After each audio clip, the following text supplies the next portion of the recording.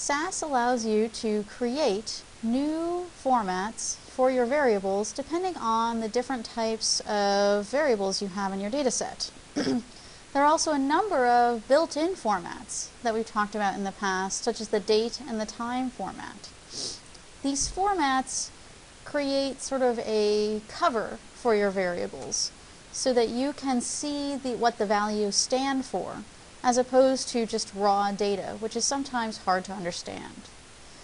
The dataset for this week is going to be called Lesson 9.sas7bdat, so it is already a SAS dataset. So I'm going to set a lib name in order to open that dataset and use it. So I have the dataset here in a folder called Lesson 9, and so I'm going to copy that path and set this lib name. When I run this statement, I'll see that it's been set successfully, and I now have in my libraries something called class, which is what I call the library here, and in it we can see the dataset Lesson 9. Now, Lesson 9 as a dataset has a number of different variables, and for demonstration purposes I'm going to look at a few to put formats. As you can see, for the variable sex, right now it is simply 0 and 1. And so we're going to create a format that allows us to see which values stand for male and which stand for female, and apply that to the actual variable. Similarly, we have a medical record number, MR, and we're going to turn that into a format that might be more sensical depending on what these medical records look like. So let's start by creating a format for the variable sex. In this case, we will assume that 1 stands for females and 0 stands for males. So for Proc Format, the actual style is a little bit different. We type Proc Format, and instead of giving SAS a dataset name, we stop there. Our next step is to create a format, and we're going to use the term value to create this. I'm going to call this sex format.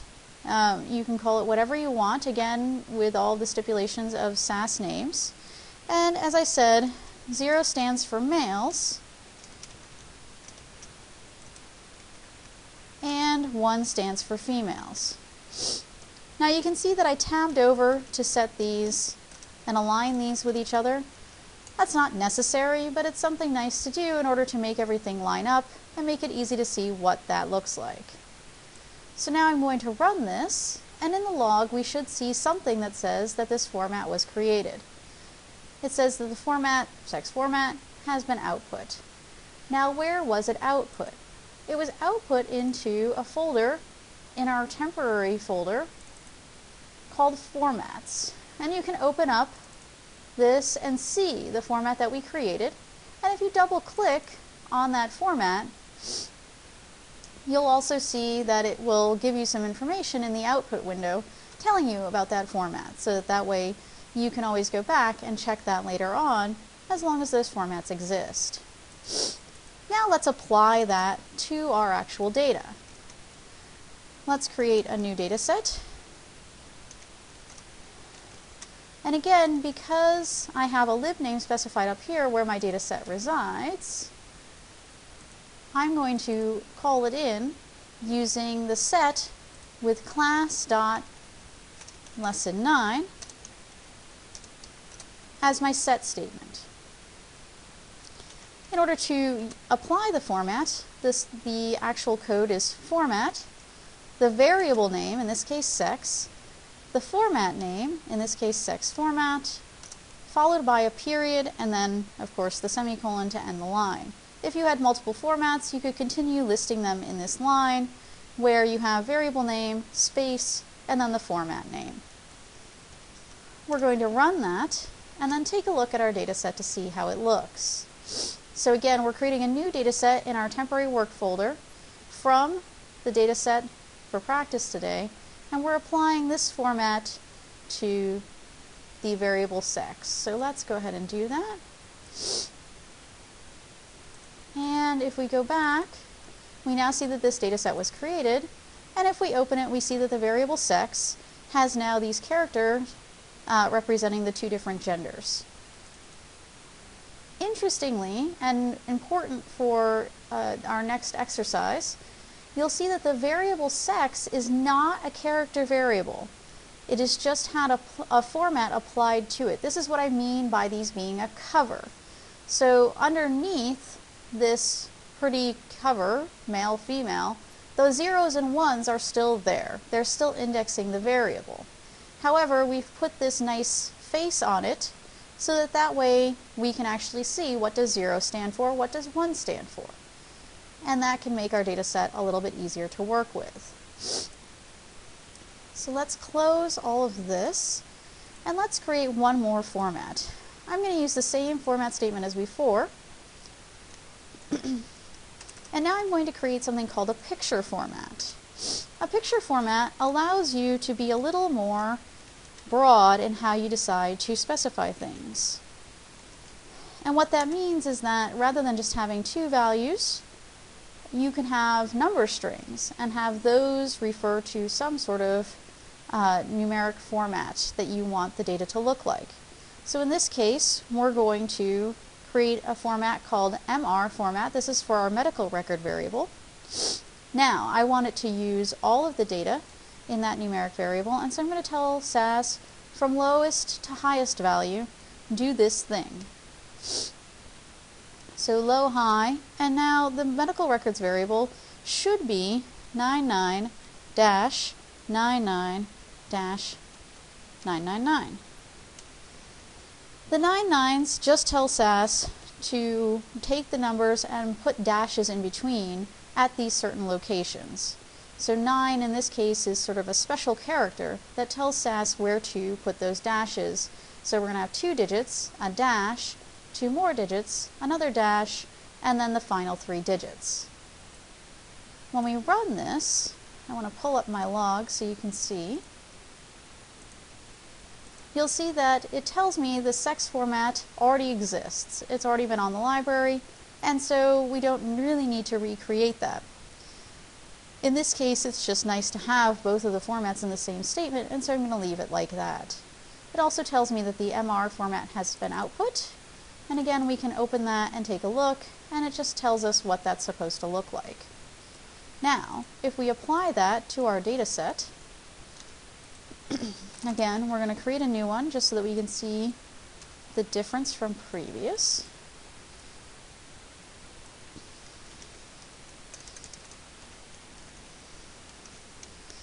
We can add our medical record format, again, variable name, space, format name, with a period afterwards to tell SAS it's a format. And we can run this code to create our new data set. In the work folder, we now have a data set called Lesson 9B, and you can see that it has formatted the MR, or the medical record number, with those dashes the way that we specified. So those are two different ways that you can create SAS formats. The value format is really for when you have very specific values that you want to give character labels of some sort. The picture format is when you want to be a little broader and give SAS some different format that you can't necessarily specify using the value statement. One last thing that makes formats particularly nice is that we can then print our data sets with those formats applied. So now, let's print all of the females' medical record numbers. So we're going to print the variable ID, the variable sex, and the medical record number.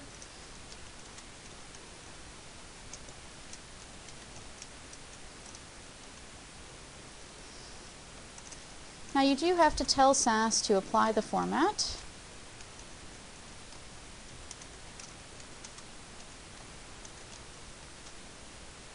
And let me pull up our log so we can see it.